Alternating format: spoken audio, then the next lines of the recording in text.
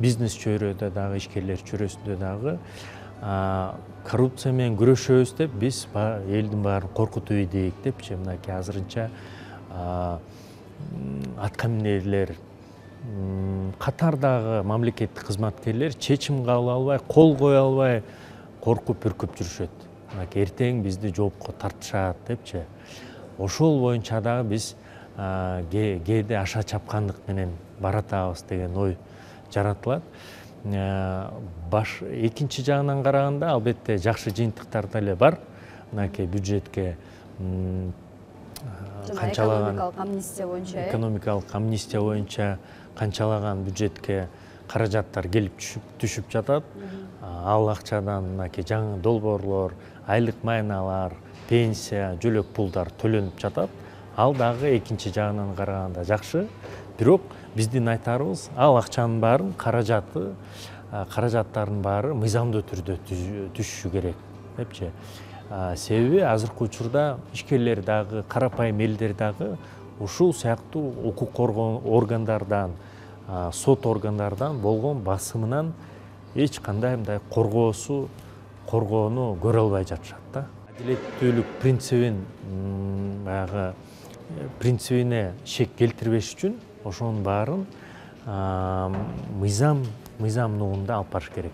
Таасири абдан чоң ишкердикке, себеби көп ишкерлер мыйзамсыз аракеттерди көргөндө, аларга келип алып туруп камаганда, документтерин алып салганда тинтүү жана башка тергөө аракеттерин көрүлгөндө, алар өз ишин токтотуп, же болбосо кыскартып, же болбосо өз ишмердүүлүгүн жапканга дагы кээ бир учурда аргасыз болуп атышат да.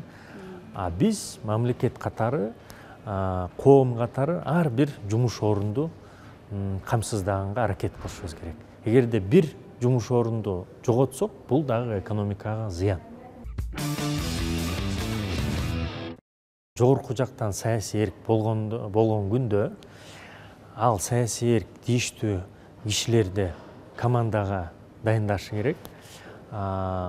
Таза, эч кандай коррупцияга малынбаган, жаңы ой жүгүрткөн, балким жаштарды, кесипкөй жаштар болсо, же болбосо башкача таза, кесипкөй, профессионал адамдар келсе, андан кийин ошол тийиштүү мамлекеттик структураларда айлык маяналар жогору болсо, материалдык камсыздоо жана башкалар, тийиштүү мыйзамдарда коррупцияга мүмкүнчүлүк түзгөн ченемдер алынса, түздөтүлсө, төртүнчүдөн жалпысынан аткезчилик жана башка коррупциялык көрүнүштөр көп эмеспи бизде? Ошолорду коргой турган, ошолорго малына турган тутумдан дагы жана ошол кызматкерлерден дагы айрылуу. Бардык бийлик бутактарда ошол жаңылануу керек да. Андан кийин мамлекеттик институттар ачык айкын иштесе, кесипкөй болсо, ошол материалдык камсыздоо жогору болгондо, андан кийин экономикалык реформаларды дагы жүргүзүп, тийиштүү ишкерлерден коррупциялык мүмкүнчүлүктөр кайсы күндө келет? Эгерде мыйзамдар татаал болсо, аткаруу кыйын болсо, салыктын ставкалары жогору болсо, ошонун баарын биз түздөшүбүз керек.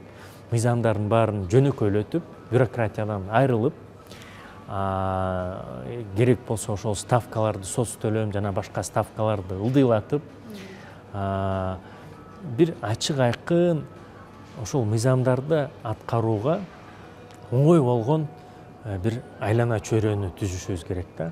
Экономикалык стимулдар менен карапайым элге мыйзам менен жашоо оңоюраак болуш керек да.